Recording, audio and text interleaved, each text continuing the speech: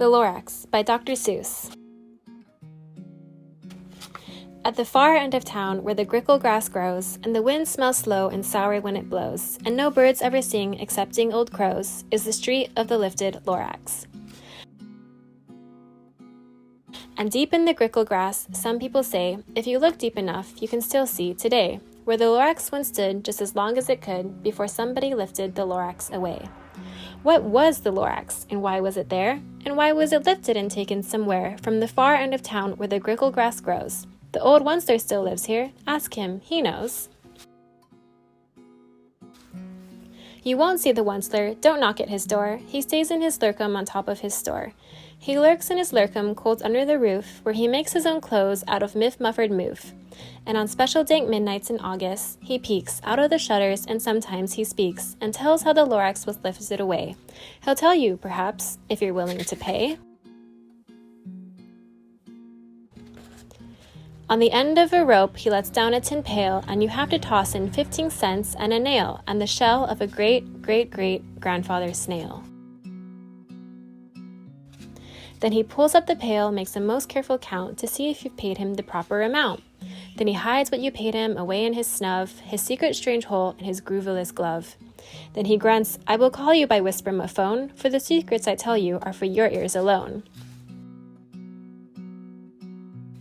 Slap! Down slops the whisper-ma-phone to your ear, and the old oncer's whispers are not very clear, since they have to come down through a snuggerly hose, and he sounds as if he had smallish bees up his nose.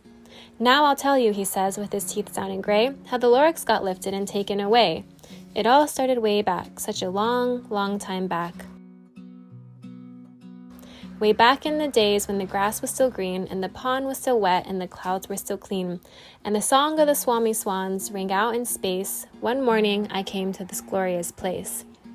And I first saw the trees, the truffula trees, the bright-colored tufts of the truffula trees, mile after mile in the fresh morning breeze. And under the trees, I saw brown barbaloots frisking about in their barbaloot suits as they played in the shade and ate truffula fruits. From the rippleless pond came the comfortable sound of the humming fish humming while splashing around. But those trees, those truffula trees, all my life I've been searching for trees such as these. The touch of their tufts was much softer than silk, and they had the sweet smell of fresh butterfly milk. I felt a great leaping of joy in my heart. I knew just what I'd do. I unloaded my cart. In no time at all, I had built a small shop. Then I chopped down a truffula tree with one chop. And with great skillful skill and with great speedy speed, I took the soft tuft and I knitted a thneed. The instant I'd finished, I heard a gazump. I looked. I saw something pop out of the stump of the tree I'd chopped down. It was sort of a man. Describe him? That's hard. I don't know if I can. He was shortish and oldish and brownish and mossy, and he spoke with a voice that was sharpish and bossy. Mister, he said with a sawdusty sneeze, I am the Lorax. I speak for the trees. I speak for the trees have no tongues, and I'm asking you, sir, at the top of my lungs. He was very upset as he shouted and puffed. What's that thing you've made out of my truffula tuft? Look, Lorax, I said, there's no cause for alarm. I chopped just one tree. I am doing no harm. I'm being quite useful. This thing is a thneed. A thneed's a fine something that all people need. It's a shirt, it's a sock, it's a glove, it's a hat, but it has other uses. Yes, far beyond that. You can use it for carpets, for pillows, for sheets, or curtains, or covers for bicycle seats. The Lorax said, Sir, you are crazy with greed. There is no one on earth who would buy that full thneed. But the very next minute I proved he was wrong, for just at that minute a chap came along, and he thought that the thneed I had knitted was great. He happily bought it for $3.98. I looked at the Lorax. You poor stupid guy, you never can tell what some people will buy. I repeat, cried the Lorax, I speak for the trees. I'm busy, I told him. Shut up, if you please. I rushed across the room, and in no time at all, built a radio phone. I put in a quick call. I called on my brothers and uncles and aunts, and I said, listen here, here's a wonderful chance for the whole oncer family to get mighty rich. Get over here fast, take the road to North Nitch. Turn left at Weehawken, sharp right at South Stitch.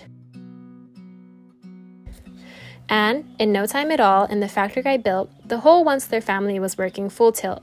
We were all knitting knees just as busy as beads to the sound of the chopping of truffle-nut trees.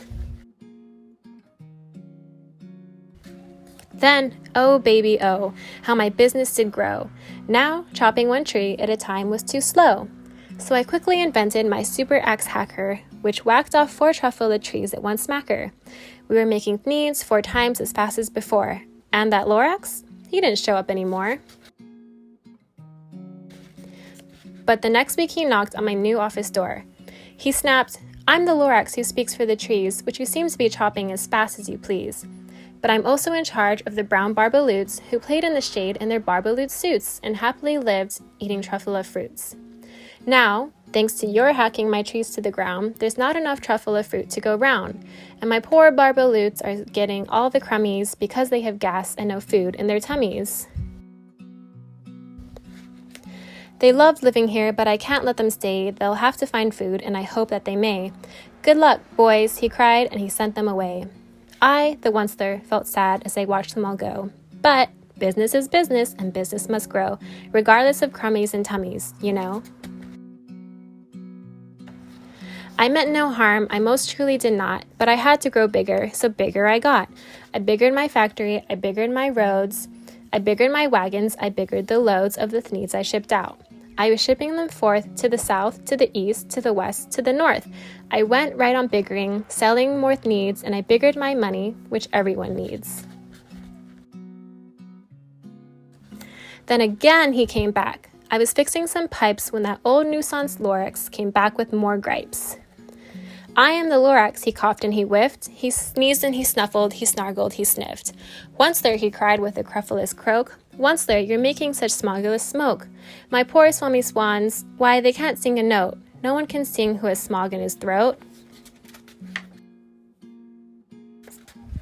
"And so," said the Lorax, "please pardon my cough. They cannot live here, so I'm sending them off. Where will they go? I don't hopefully know. They may have to fly for a month or a year to escape the smog from the smog you've smogged up around here." "What's more," snapped the Lorax, his dander was up, "let me say a few words about gluppity glup. Your machinery chugs on day and night without stop, making gluppity glup. Also schloppity schlop. And what do you do with this leftover goo? I'll show you, you dirty old Once-There man, you. You're glumping the pond where the humming fish hummed. No more can they hum, for the gills are all gummed. So I'm sending them off. Oh, their future is dreary. They'll walk on their fins and get woefully weary, in search of some water that isn't so smeary." And then I got mad. I got terribly mad. I yelled at the Lorax, "Now listen here, Dad. All you do is yap yap and say bad, bad, bad, bad. Well, I have my right, sir, and I'm telling you, I intend to go on doing just what I do.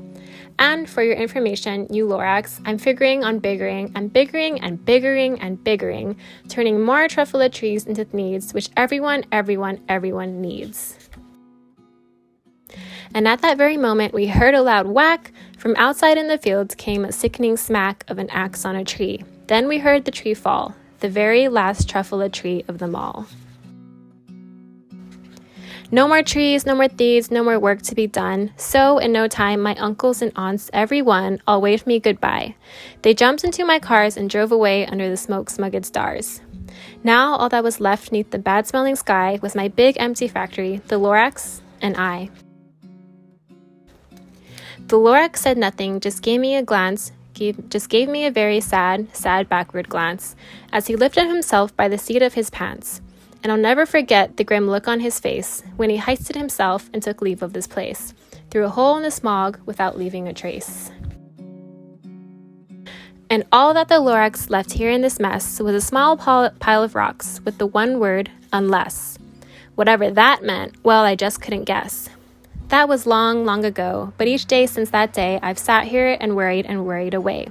Through the years when my buildings have fallen apart, I've worried about it with all of my heart. "But now," says the Once-There, "now that you're here, the word of the Lorax seems perfectly clear. Unless someone like you cares a whole awful lot, nothing is going to get better. It's not." "So, catch," calls the Once-There. He lets something fall. It's a truffula seed. It's the last one of all. You're in charge of the last of the truffula seeds. And truffula trees are what everyone needs. Plant a new truffula, treat it with care, give it clean water, and feed it fresh air. Grow a forest, protect it from axes that hack, then the Lorax and all of his friends may come back. The end.